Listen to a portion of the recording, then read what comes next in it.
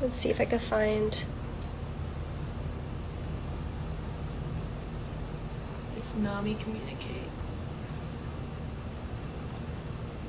Okay, guys, I'm so sorry. The internet is giving me some hard times. So can you hear me and see me? Yes. Okay. Sorry. So I was actually talking to Ken Duckworth. He's part of NAMI. It's Health Awareness Month, and we're trying to give everybody some kind of tips on how to stay like happy, healthy, positive. Looking good is amazing. Keeping up your physical, working out is incredible, but it's also about taking care of this. This is really important. So we're going to get back Ken Duckworth, and we're going to start talking more about how to help your anxiety, make you feel happier, how to work on yourself, mentally as well as physically. So let's see if I can get Ken back on here. And hopefully you can see us when he comes on. By the way, look, I killed my glam today. Hi, Bebe. Oh, hi, Ken. Okay. I was Great. telling everybody how, I just did a recap of it about how it's Mental Health Awareness Month, May. Yes. So we're really lucky to have you. We were talking a little bit about anxiety. A lot of Americans have anxiety. I mean, you Yes. said about, what's the rough number of how many Americans experience anxiety in the United States? Well, before this whole thing started, we were running at about 40 million. Wow. And so if you think of a curve, right, the whole thing has shifted. Many more people are having anxiety Of symptoms. course. I'm scared to And leave the house. Like, I get it's anxiety leaving the house. I'm like, it's also unsettling because, they keep changing the estimates of how bad it's going to be. I don't know if you saw that. We got to keep our media dose minimal, but you do need enough information to know that now you have to wear a mask. There might be a new treatment coming down the pike, right? There's some possibilities for some hopefulness, but it is something I recommend, like coffee. Don't do media. Like at the end of this call, call it a night. I'm gonna start doing that. So you're Yeah. saying that at 6 o'clock I should stop being on my like watching the news or Instagram or Media something? inputs, given it's a lot of it's bad news, a lot of it's unsettling, right? It's Yeah. anxiety provoking. So in terms of taking care of your sleep, settle your body down, do physical activity, deep breathing. The Zen Buddhists figured this out. They can control their blood pressure. They're so good at it. But even those of us who aren't good at it, your body still settles down when you deep breathe. You let your belly flow out. You do a deep breath. I do it about every hour through the day, and I do stop media inputs. I really do stop them. So I have a question. So Yeah. you're saying that I can watch the news and I could be on my Instagram and TikTok, whatever, but I should cut it off after a certain point. Well, obviously, you'll experiment and learn what's best for you. We're all different, right? And I have a feeling you have more than one or two media requests in a day, given your stature, in the industry and in society. But I would just encourage you, like the rest of us, to switch to reading books, talking to friends, you know, taking a walk, playing Scrabble, whatever it is you Scrabble. do. Old school, right? Whatever it is that you do, But my things Scrabble, see, Ken, my Scrabble, everything is on my phone. Everything is on my books on my phone. Like it's of like course. it's gonna warp you in. So I guess it's about finding something that's not on your phone, right? It kind of is amazing though when like I'm not on my phone like for one day, I feel already better. Yeah, the phone detox is helpful, but of course, a lot of communications from people you love come through your phone. It's a tricky relationship we have with technology. My takeaway from this is because we're already anxious, if you reduce the media inputs, you're promoting your chances of having a good night's sleep. Can I Sleep, say something? please. I spoke to you yesterday. We had a chance to talk, and it was Yes. awesome because I told you that lately, in the last couple of weeks, I haven't been able to sleep. I slept 2.5 hours the night before, and I just couldn't sleep. So you said to put media away. Last night I tried it, and I shut my laptop off. I shut my phone off. I did not even look at it. I slept. I fell asleep. I slept like at least 8 hours. Fabulous. I And had such a good night's sleep last night. it's It great. And worked. this is good for all of it. for anxiety, for depression, any vulnerabilities that we have, for addiction vulnerabilities. Bad sleep predicts trouble. So take care of your sleep like it's a precious baby, right? Be mindful of it. Use your body, tire your body. True. Don't do too much inputs on the media after dinner. Enjoy the people that you're with. It's so You hard know? though, because I feel like with our generations, we're so I used to know. like being on Instagram, focusing on the likes, posting on our TikToks, posting on our Snapchat, posting on our like being on, you know, I don't do Facebook anymore, but I'm sure a lot of people still do Facebook. And it's like, it's really sucks because it's like an addiction. Like, it's like I'm addicted to it, and it kind of gives you Yeah. like this high. Like when you go and like see your likes, or when you want to post something, it's like exciting, and it kind of It gives you like a little is. life. It pulls for a part of us that likes to be socially recognized. It pulls for a part of us that wants to belong. You know, it's very seductive. And again, I'm not Mr. Anti-technology. I use my computer all day long. Without technology, I wouldn't be able to have this fabulous conversation with you. But I think moderation in terms of the inputs, being mindful that your sleep is really important for your mental health. And there is no health without mental health. And if your mental health is having trouble, you know, your health is going to suffer. Okay, so first and foremost, what we just said was we want to lay off media, being on the phone, the news. You can allow yourself, obviously, because we're going to be on it, but at a certain point of the day, you want to even, how about what if we start by saying like an hour or two, we kind of just lay off of it. So like around 6 o'clock, I start cooking dinner. And I know at that time, I can't be on my Instagram unless I'm recording what I'm doing. Yeah. But at that time, I start cooking, you know, and it's like I'm focused on cutting the onions, and maybe we do something, maybe we have an hour or two of painting or writing songs or playing piano or something kind of where our minds are not in our phones. Yeah. So sleep is very important as You well. figure out what works for you, right? We're going to be at this for a while, right? You And think then you so? had a great, I'm afraid that's true.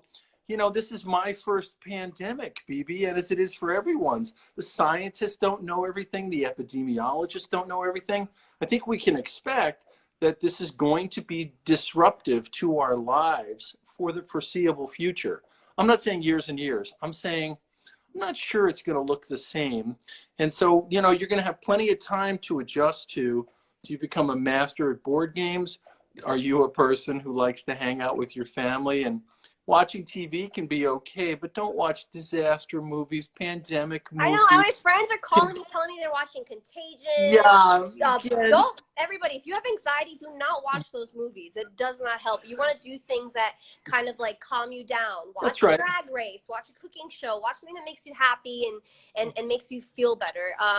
Yeah, and so sleep is really important. I had no idea, because I get really moody and I have to kind of control my moods. Mhm. And I had no idea what a big role sleep plays, because like, you know, you think that it's about eating healthy and drinking tons of water and working out.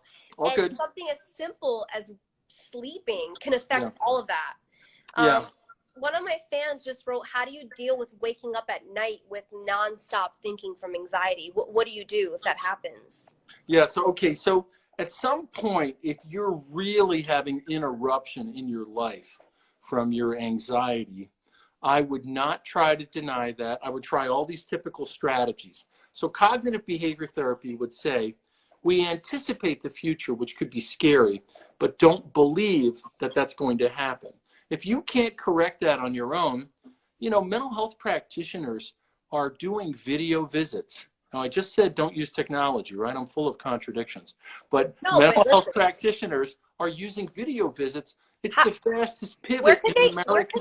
Where could they get that? Could people go and find, because a lot of times also, sorry for cutting you off, Doc, like a lot of times, like, you know, especially starting out, when I had anxiety, you know, especially in this industry, growing up in the industry, you know, like my family is really old school European. Like they didn't, like, they thought like, oh, like just snap out of it. Anxiety is not a real thing. So I see that around the world with a lot of different cultures. You know, a lot of my friends are like Persian or Indian, or and I see that in a lot of households where it's like kind of like you know, like snap out of it, it's just fine. Is there somewhere, I mean, can my fans, or can people find a therapist right now that they could talk to over FaceTime or something? Like where could they go? Yeah, things have been amazingly relaxed. So therapists, psychiatrists, mental health types used to have a very specific way to deal with people. Now you can use Zoom, FaceTime in most regulatory areas. Now, I know you have an international following. And Yeah. of course, we have a patchwork system of mental health. So in America, you'd go to your health plan, call the number on the back of your card and say, my anxiety is keeping me up in the middle of the night. It might be that your primary care provider could give you a short-term medicine. You know, not medicine is only a tool, but that's not where I would start. I would start with, you know, calming your body down, deep breathing, and talk to a therapist about this to put this into some perspective. But where do they go? Could they go on the name? Is it NAMI or NAMI? Can you tell me NAMI? NAMI is a beautiful organization for support, but we don't recommend therapists to people because there's such a patchwork system in America. So if you probably have the Screen Actors Guild or some other really, you have something that will have health insurance. They have therapists that are in their network, right? So, I worked for Ford Motor Company. They would have a different health plan. Of course, in other countries, there'd be alternatives to, Well, that sucks. Yeah, I'm not happy about that. I know you're allowed to say anything about that. Sorry. Well, your music brings us together, right? Yeah. But the healthcare system is fragmented and complicated. I'm sorry. Yeah, let's not get into that right now. Let's stay positive. Let's stay with the good stuff. But if one of my fans wrote, when I tell my dad about my anxiety, he just tells me to deal with it and grow some balls. But it's messed up, but it's true. Like, that's what I had to deal with growing up too. Like, what do you do about that? Like, well, first of all, I want you to remember your generation is changing this game.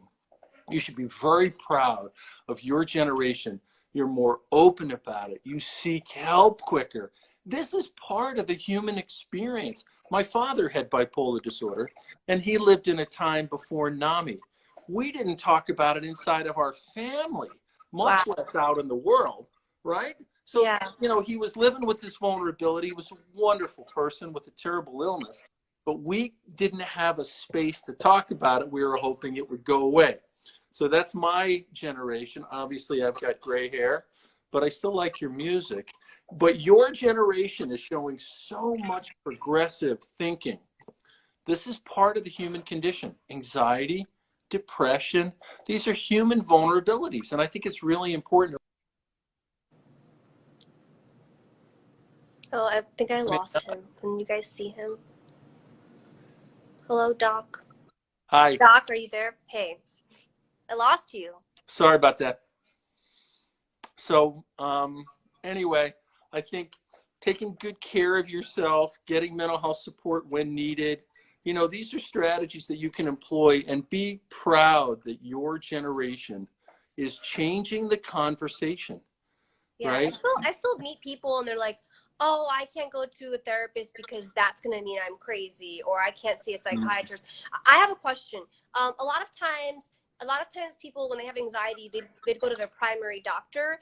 And what if your primary doctor would prescribe you meds to help you with your anxiety? Would you recommend holding off on that and saying, okay, cool. Is there actually a psychiatrist you recommend, or somebody that's like, because how does that work? Like, what would you recommend in that? So primary care doctors are one of the backbones of the American mental health system. And if you like your primary care doctor and you have a lot of anxiety, they may know a therapist, and they may ask you to think about a short-term medicine for anxiety.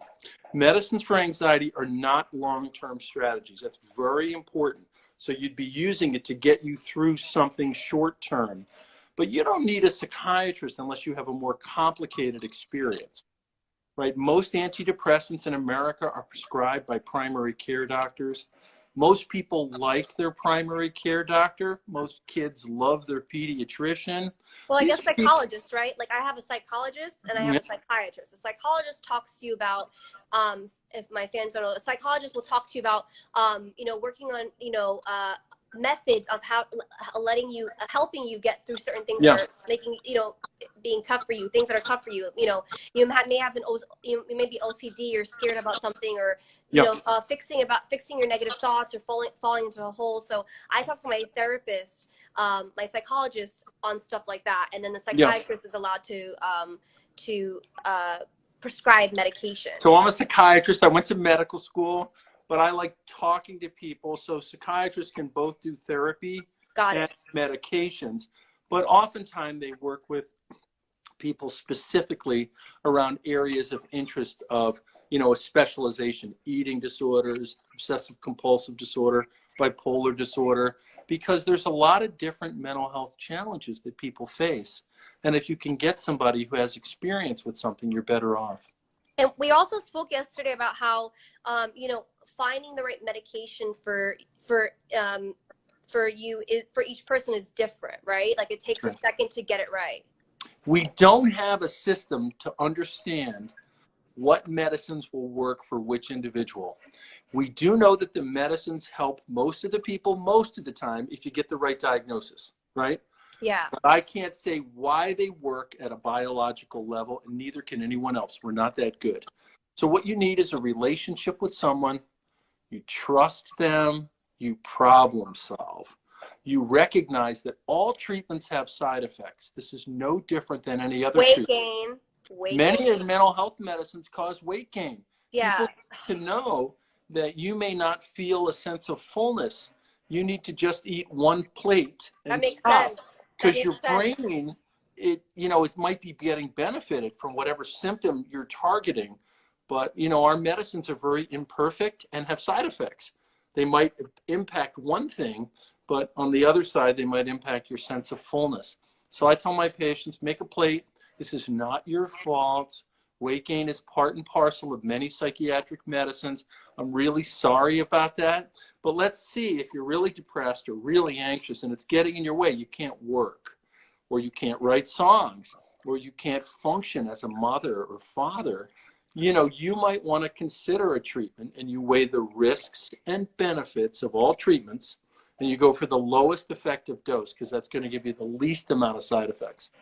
So, okay, so if you have some form of anxiety, the first step is to try breathing exercising, meditation, exercising, doing things that make you feel better, maybe laying off the phone. Just a recap: laying off the phone, shutting off social media and the news for a little bit. Yeah, that's right. Making sure you get a good night's sleep.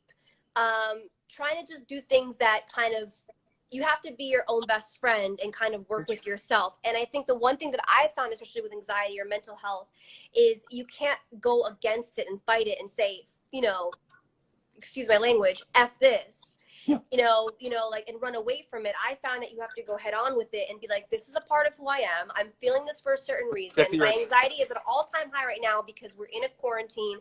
There's a virus going around. I don't know if I'm going to get it. I don't know if I could die from it. This is really scary. But let me shut the news off and not keep the news going on all day, or watching all the comments on Twitter, or watching the death rates. Let me shut my phone off. Let me try to make a meal right now. And if it gets to a point in your life where you feel like you can't get a hold of it and it's taking over your life and you really can't sleep or be happy, then you would talk to a medical professional who your insurance should help you with. If you don't have insurance, what do you do? Well, first of all, let's start with human connection. Your friends, you know, talking to people is really helpful for your mental health. And one of the challenges we face is isolation causes risk of depression and loneliness. If you don't have insurance in America, there's a website called Free Clinics. It might be called Free Clinics of America, but if you Google it, there are services that are provided across the country for people with no insurance. And the first thing they'll do, they're going to figure out if you're eligible for Medicaid, which is a kind of insurance in America that millions of people have, and that can get you services. I'm sorry, it's such a patchwork in America. I wish I could say, call 411 for mental health. We're not there yet, but we need to get there. And we do. I really agree with you. But people like you, people that we admire, we listen to your work. My music, when I didn't have a therapist, or I didn't think I needed a therapist, because I was always anxious all my life, my music was literally, listening to even other artists was sometimes the only thing really keeping me, kind of getting through the days. I didn't want to leave the house for a very long time. So, so I feel like my music has really, not mine, just music in general has really helped me a lot, you know? Hmm. One of the comments came up about the National Suicide Helpline. That's 1-800-273-TALK. That is available. 1-800-273-TALK. So it's available 24/7, and they have staffed up because some people are overwhelmed by this experience. Of And course. I think when people like you say, I'm living with some of this, it makes a difference, right? You have a bazillion followers on Instagram, right? And I think it helps when people who are successful in life while dealing with something, right? That's helpful for us, right? Because I want to be successful while dealing with whatever I'm dealing with, anxiety, Oh, depression, loneliness, right? We all want to engage in life, but not pretend we don't have it. So the old school model, I think the old generation, that model is really out the window. Your generation is doing better. You should be proud of the work you're doing as a community of people in their 20s and 30s and teens to be open about this, because we're going to do better over time if we accept that this part of mental health is part of life. so we have to, and we have to be our own.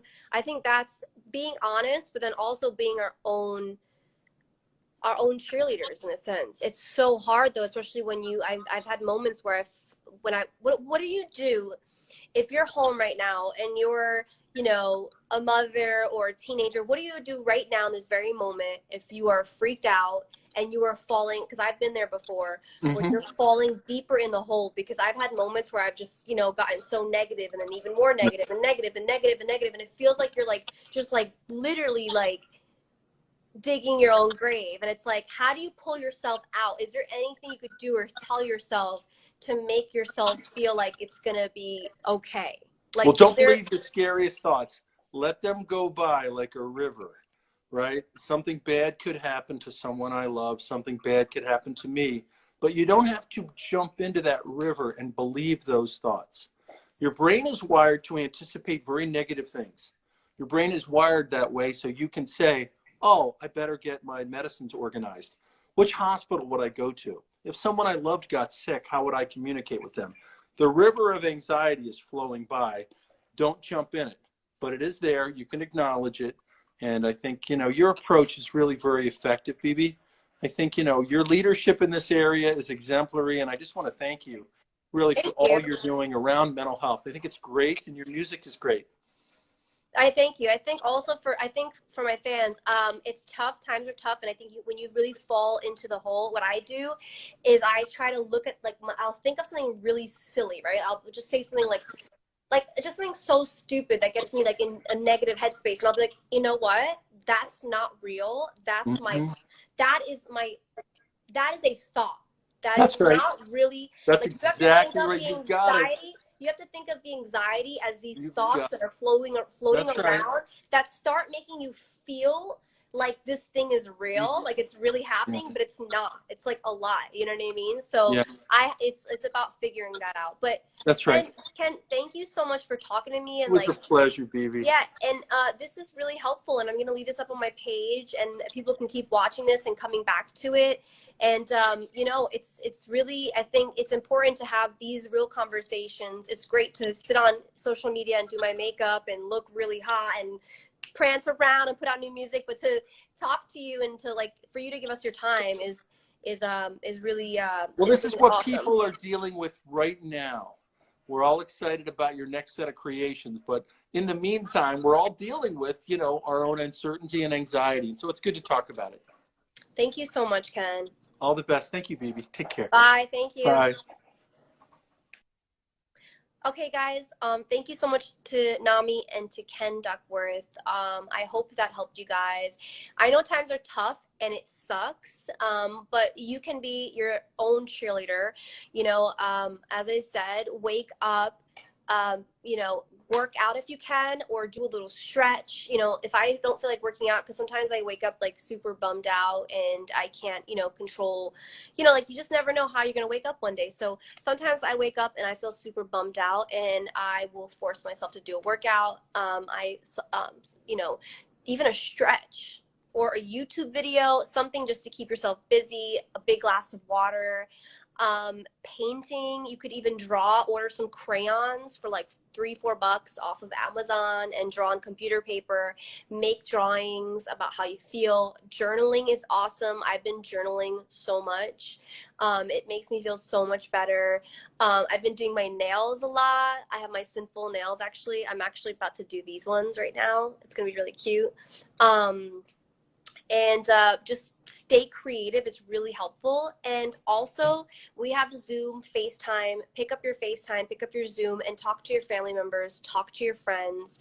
Just, kind of get out your own emotions. And hopefully these tips help you feel better. It's Mental Awareness Month. It's May.